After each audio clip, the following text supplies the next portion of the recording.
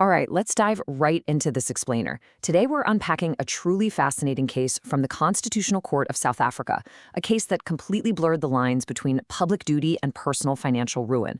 We're looking at the 2002 showdown of Gabriel and Telly Swartbooi and 17 others versus Lillian Ray Brink and Garrett Newhart. And, what started as just a local municipal dispute rapidly exploded into a nationwide debate about the very nature of political representation and financial accountability.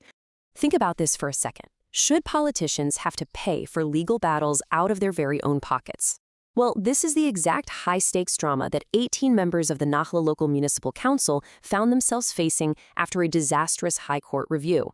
Two other members of that exact same council had successfully brought a review application against the council itself. And suddenly, those 18 members were staring down the barrel of immense personal financial jeopardy. So let's get into Section 1, when politicians pay personally. To really grasp the severity of this crisis, we have to look at the unprecedented penalty handed down here, which is known as de bonis proprius. Essentially, this means paying legal costs completely out of your own personal pocket, rather than relying on a government or organizational budget to bail you out. In the original review application, the two applicants actually just asked for costs against the municipal council itself. But the judges in the Free State High Court, they took a much harsher view. They decided the conduct of those 18 council members was so terrible that they, not the council, but the individuals themselves, were ordered to pay the legal costs personally. Actually, scratch that. It gets worse. They weren't just ordered to pay standard fees. The High Court ordered them to pay costs on a punitive scale, specifically an attorney and own client scale. This escalates their financial jeopardy immensely. It literally means they were on the hook for a significantly higher threshold of legal fees. We are talking about a financial burden that could easily, completely ruin an individual council member. Which brings us to Section 2, climbing the legal ladder. Facing the very real threat of personal bankruptcy, the council and the 18 members began a desperate climb up the South African judicial ladder. First, they applied to the High Court itself for leave to appeal the whole judgment and that massive costs order. Denied. Then, the 18 applicants joined forces with the council and went to the Supreme Court of Appeal, completely shut down there too. Leave to appeal was refused again. Running out of options, they took their absolute final shot and launched an application for leave to appeal directly to the Constitutional Court of South Africa. But notice something really critical here. By the time this petition actually reached the Constitutional Court, only the 18 individual members who were struck by that special costs order brought the application. They cited only the original 2 applicants as respondents and completely left out the municipal council. The council was no longer even listed as a party in this final desperate appeal. All right, moving to Section 3, core constitutional questions. So Justice Yaqub and the Constitutional Court look at this, and they realize this isn't just some local squabble, it's a constitutional crisis. The first massive issue raised was the separation of powers. The Chief Justice issued directions requiring the parties to submit written arguments on exactly when, and honestly even if, the judiciary has the jurisdiction to financially punish members of a locally elected legislative body.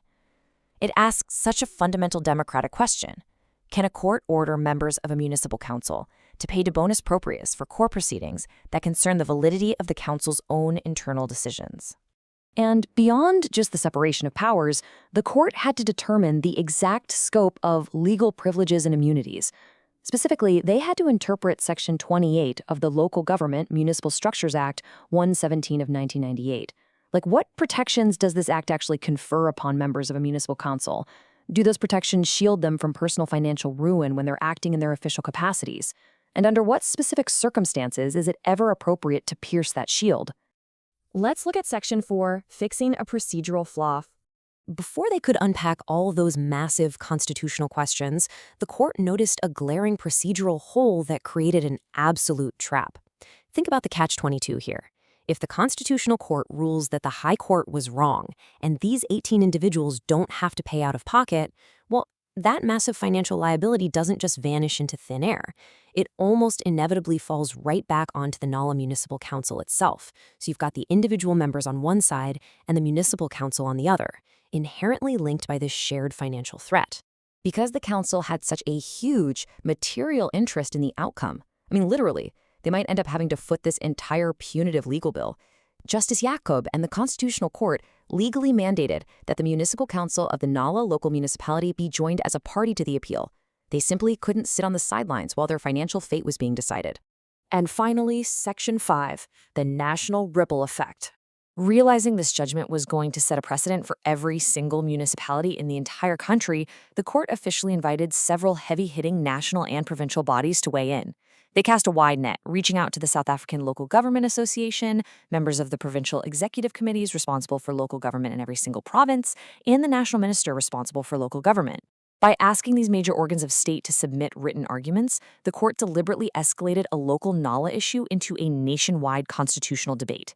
They knew the views of the people deeply involved in local government across the country would be absolutely vital here. These governmental branches were given a strict deadline. They had until December 13, 2002, to submit their written arguments regarding exactly when politicians should be forced to pay out of pocket. They had to notify the registrar by December 2nd if they even intended to participate, and then the applicants and respondents were given until January 10, 2003, to respond to whatever arguments were filed. High stakes and tight deadlines. Justice Yacoub really highlighted the gravity of the whole situation. He stated, "These are issues that affect all municipal councils and could have a significant bearing on the way in which they function." This brilliantly illustrates why the Constitutional Court granted the leave to appeal in the first place, It's a foundational ruling on the very mechanics of local government in South Africa. It's not just about 18 people in Nanala anymore.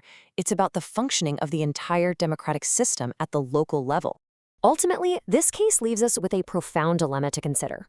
Where exactly do we draw the line between holding local politicians publicly accountable for bad conduct and completely paralyzing them with the threat of personal financial ruin? If the courts are too lenient, council members might act recklessly. But if punitive personal costs become common, who would ever step up to serve their community knowing a simple council decision could bankrupt them personally? It's a critical balance of power, privilege, and liability, and it shapes the very core of local governance. So what do you think?